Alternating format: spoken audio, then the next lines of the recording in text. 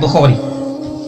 One day, the Prophet ﷺ was walking, and suddenly the Prophet looked up, and they saw Jibreel in his full angelic form, covering the space between the heavens and the earth, covering the entire horizon. The Prophet ﷺ saw him with all of his wings, with his full creation, and he started to come close to the Prophet ﷺ. And the Prophet said,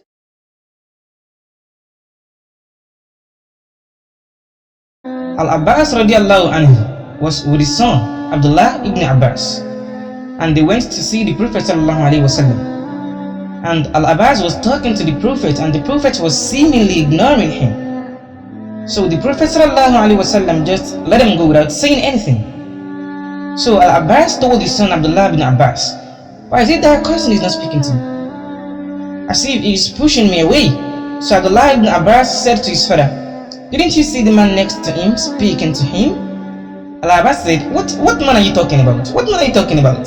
So Al-Abbas went back to the Prophet sallallahu alaihi wasallam to sit down and said, suddenly he started to walk, and he was clearly talking to Jibreel alayhi salam. I could tell he's walking and he's talking with Jibreel alayhi salam. And he said, they walk for a while, and I just sat down there. The Prophet sallallahu alaihi wasallam, as he's walking back, he's saying, وَإِنْ زَنَا وَسَرَقْ وَإِنْ زَنَا وَسَرَقْ, even if he stole and committed adultery, even if he stole and committed adultery, even if he stole.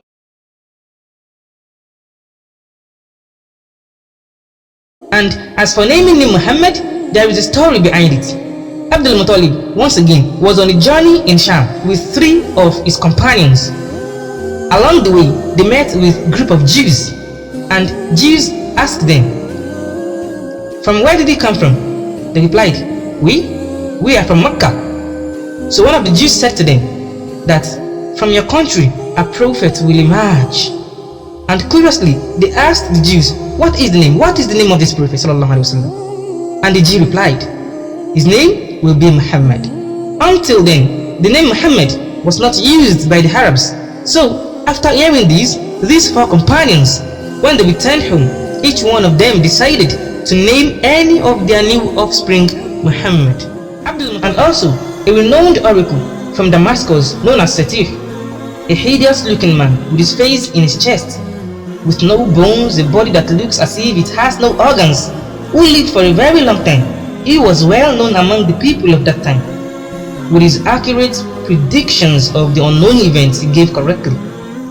Kisra, the king of Persia, sent a scholar and one of his envoys to this man named Seti, in order to ask him about a strange dream he had at the night of the Prophet's birth sallallahu alaihi wasallam, in which he saw the 14 towers of his palace fell to the ground. After narrating the dream to Seti, Seti said, "The 14 pillars represent 14 people who will rule your country, and after them your country." 52 days before the birth of the Prophet, Abraha, the king of Yemen, attacked Kaaba to destroy it. He led his force with a huge elephant, marching ahead in front. When they came near Mecca, suddenly the elephant stopped, and they could not make the elephant continue. Soon they came across a huge flock of birds that carried stones in their beaks, dropping them as they are hurled from a great height, and completely destroyed his army. And that is a miracle from Allah subhanahu wa ta'ala mentioned in the Quran. Surah.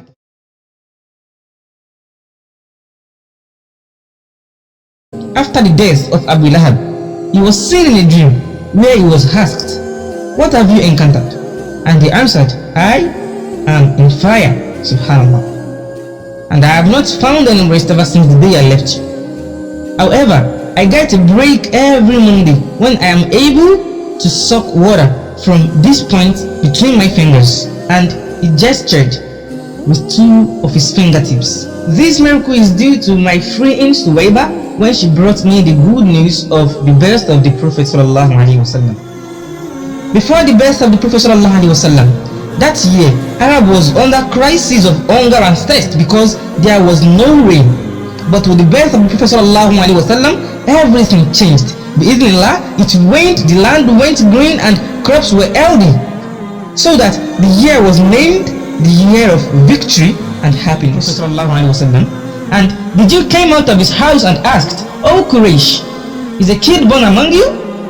So people said, "No." And he said, "Hearken to me, listen to me carefully. Today, the last prophet of this ummah is born, and this prophet is from your tribe Quraysh. And there is a seal of prophetism on his shoulders, and these things are mentioned in the old books. So if you know what is good for you, you will go back to your home and ask." Then the Quraysh people were surprised. All of them went home, and very soon they all came to know that Allah subhanahu wa ta'ala has granted Abdul Muttalib a grandson, and on his birth, unnatural things and miracles happened. So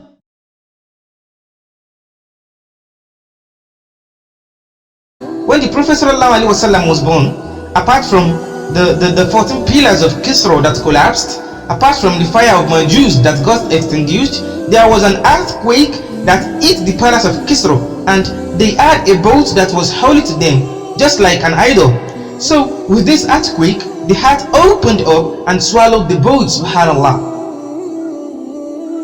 And the whole river underneath ran dry as the ground was cracked.